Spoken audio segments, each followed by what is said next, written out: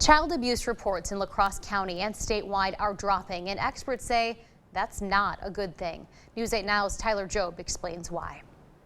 Usually the safest place to be from getting sick is at home. But home has been the opposite of safe for some children in our community. When we look at child abuse reports going down, a lot of it is because kids are not safer at home. Many kids have had to socially isolate during COVID. A lot of children aren't being seen by people that they would normally interact with. That includes a child's friends, school teachers, counselors, or daycare providers. And when children are just at home, we don't have as many eyes on a child to be able to notice the types of behaviors that are happening. In the last 2 years, Jamie Korn of the Family and Children's Center says reported child abuse cases have dropped 19% in La Crosse County. Child abuse in and of itself is an underreported crime. According to AP, there is about a 25% decline in reported child abuse cases statewide during that same time span. Our victims have had to wait longer due to COVID because of the shutdown of the judicial system. That is delaying justice for some kids whose cases require a jury trial. That is where some of our cases have stayed open longer because we're waiting to do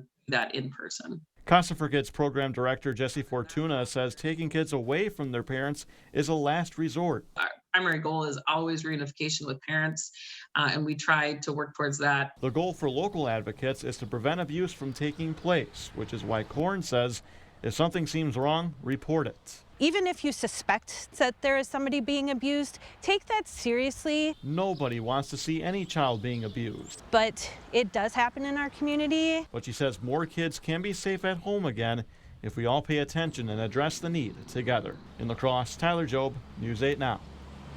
Korn says the Children's Center has not suspended any of its services since the pandemic started.